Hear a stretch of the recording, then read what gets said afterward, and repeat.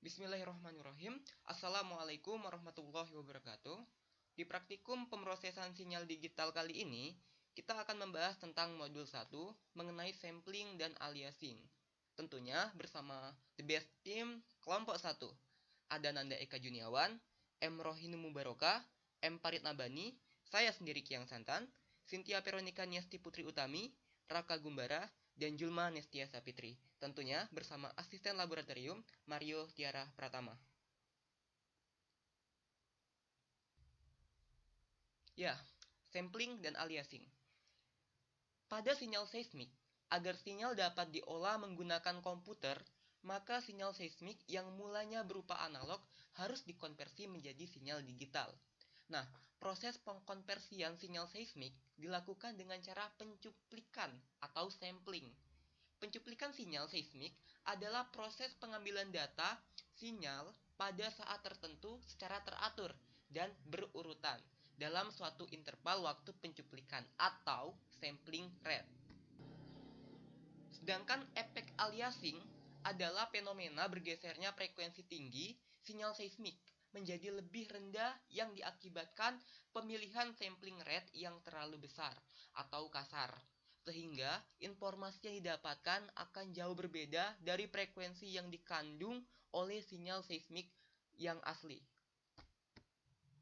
Nah, pada percobaan kali ini akan kita lakukan 4 percobaan. Percobaan pertama itu pengamatan pengaruh pemilihan frekuensi sampling secara visual. Sedangkan percobaan kedua itu pengamatan pengaruh pemilihan frekuensi sampling pada efek audio. Percobaan ketiga, pengamatan efek aliasing pada audio 1 dan percobaan terakhir, pengamatan efek aliasing pada audio 2. Kru yang bertugas pada praktikum kali ini adalah yang pertama, bagian 1, pengantar dan percobaan akan disampaikan oleh saya sendiri, Kiang Santan. Percobaan 2 akan disampaikan oleh Saudara Parit, percobaan 3 akan disampaikan oleh Saudara Raka, percobaan 4 akan disampaikan oleh Saudari Julma Nestia, kesimpulan dan penutup akan disampaikan Cynthia Veronica, dan sebagai video editor itu dilakukan oleh M. Rohinu Mubaroka. Nah, dari modul yang telah kita dapatkan, terdapat program perintah seperti berikut yang harus kita masukkan ke dalam MATLAB. Nah, dapat kita lihat di situ ada fs sama dengan 8 dan fs sama dengan 16. Sebenarnya program perintah ini adalah program perintah untuk mengeluarkan dua keluaran output audio nantinya, di mana ada fs sama dengan 8 dan fs sama dengan 16. Dari pemrograman tadi atau program yang kita masukkan tadi itu akan dikeluarkan berupa output seperti pada gambar berikut. Dapat dilihat di sini. Ini adalah percobaan pengantar yang disampaikan pada video Mbak Salwa di YouTube. Programnya kita masukkan dengan fps sama dengan 8, kemudian fps sama dengan 16. Dapat dilihat keluarannya seperti ini. Kalau kurang jelas, silakan lihat tampilan berikut. Lihatlah. Perbandingan output dari fs sama dengan 8 dan fs sama dengan 16. Dapat dilihat di sini ketika fs sama dengan 8 dapat dilihat gambarnya masih jarang-jarang. Sedangkan untuk fs 16 itu lebih rapat. Nah, dapat diketahui di sini jika kita menggunakan fs frekuensi 8, maka keluaran audio itu sangat jelek sekali, dan apabila fs sama dengan 16 mungkin itu akan menjadi lebih baik. Di sini fs berpengaruh untuk sebagai keluaran audio yang lebih baik. Jika fs-nya semakin besar, maka dapat kita lihat maka akan semakin rapat, tentunya keluaran audio yang dikeluarkan akan semakin jernih dan baik.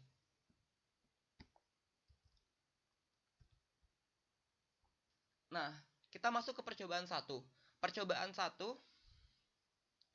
1, pengamatan pengaruh pemilihan frekuensi sampling secara visual. Nah, di sini karena di video kemarin disarankan untuk memberikan nilai fs sesuai dengan npm masing-masing, tapi karena kami di sini kami kelompok, jadi di sini diwakilkan oleh npm saya sendiri yaitu npm 15. Diberikan npm saya 15 dan fs untuk fs 2-nya itu 30 karena kelipatan dari 15 menjadi 30. Selanjutnya kita masukkan ke sini ke program yang telah kita buat tadi, yang 8 kita rubah 15, sedangkan yang 16 tadi kita rubah menjadi 30, dan keluarannya akan jadi seperti ini. Nah, jika kurang jelas silakan amati gambarnya seperti berikut. Nah, dapat dilihat di sini ketika kita memasukkan nilai fs-nya 15 itu masih jarang-jarang ya, masih jarang-jarang terlihat garis-garisnya, masih terlalu jarang.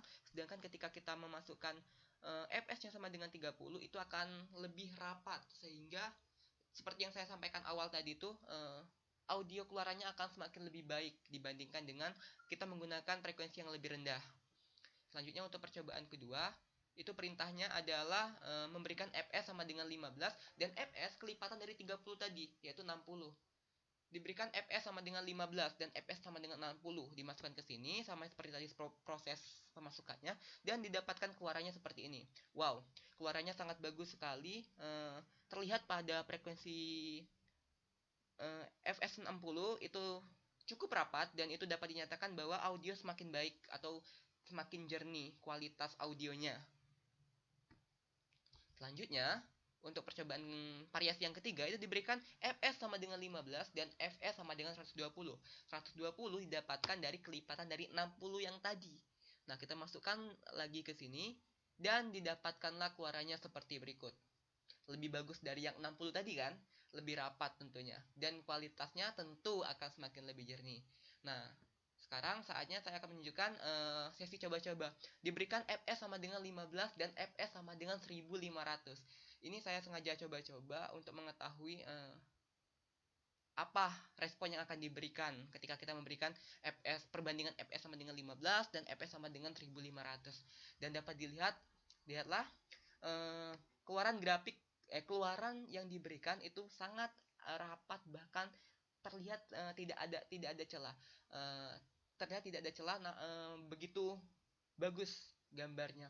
Dan hal ini dapat kita pastikan bahwa dengan memberikan frekuensi yang lebih besar dari pada program ini, maka keluaran audio yang akan dikeluarkan akan semakin bagus dan semakin jernih. Oke, mungkin hanya itu saja percobaan 1 dari saya. Untuk selanjutnya, percobaan 2 akan dijelaskan oleh saudara Farid.